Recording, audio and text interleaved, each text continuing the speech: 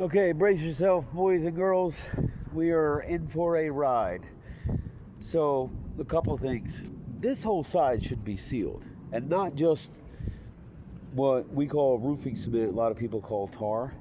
So, you have this tar spread on haphazardly here, so it looks like there's a whole lot done, but none going down the seam, which would actually seal this roof on its sides. Now, I should be able to see that as soon as I come up here. What I can tell you is your home inspector was right. What they did was they came around and they spread this flashing cement, but there's no bonding element on here. Flashing cement without bonding element cracks. Always, always, always. And then it actually traps water. Let me go over here and show you a couple things first. See this? This is a no-no.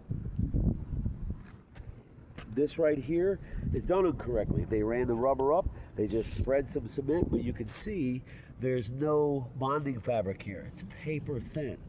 This is a no-no. This being open right here, which is the whole point of wrapping the chimney, this should have had a 5-inch band of roofing cement here, then bonding fabric, which keeps it from separating, and then a third layer of roofing cement. None of this stuff.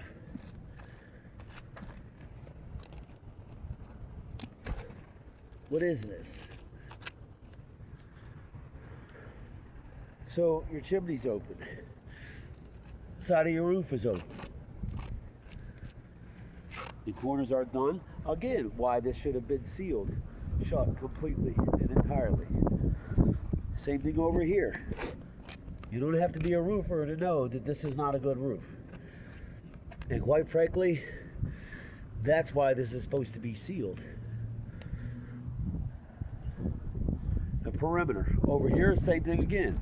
They just heated up material, pushed it against, didn't even seal it up. Look, I can stick my fat sausage fingers in there. And if I get my fingers in there, then guess what? Rain can get in there. They spread tar here, no bonding fabric. None here.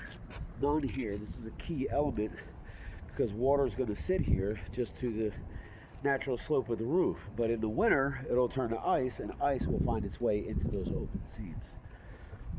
Let me show you some stuff over here. This was barely run up at all, but look at this little ugly little hole that we found. It wasn't even pushed into place. It's like somebody was in a race to get done. This should have been opened up at a 45-degree angle on both sides. Look at this. You can see the original roof right there. Like it was overheated, pressed into place, not cemented correctly, and then just heated it, pushed it.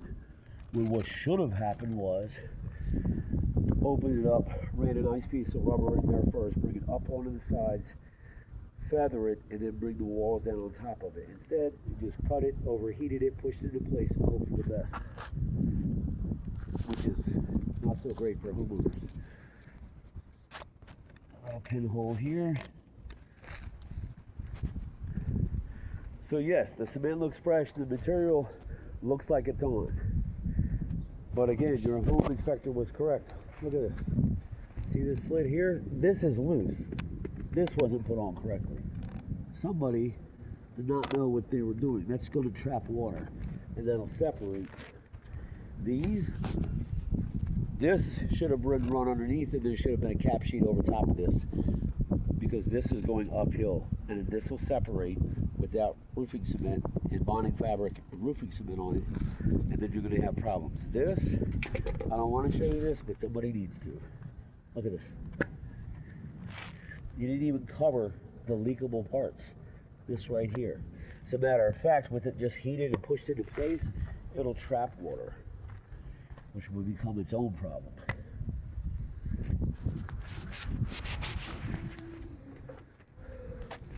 Again, over here, roofing cement on a 4-inch bonding fabric should be about a 5-inch swath.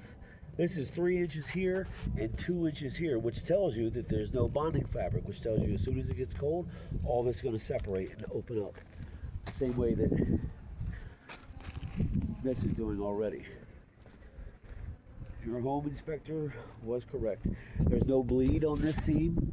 There's no weld, what it's called.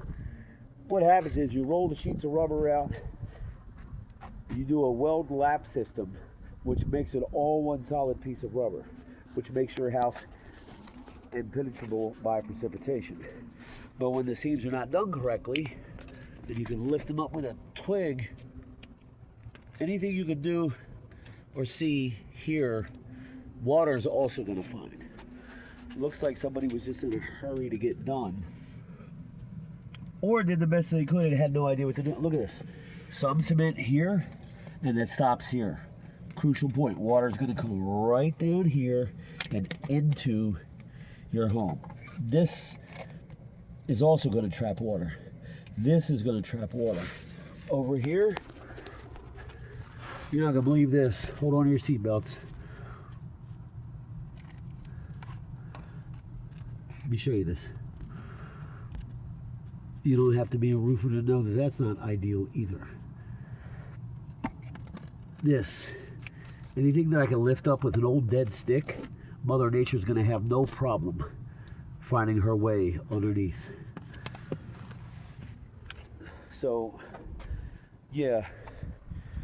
And I don't even know that I would contact whoever did this amateur hour, because I wouldn't want them back on my property. If this is the best they had to do when they were making money, imagine what kind of half-hearted attempt there would be when they're just correcting their work. And there's a lot of places. 1, 2, 3, 4, 5, 6, 7, that seam as well, 8, back there 9. Let me show you what it looks like.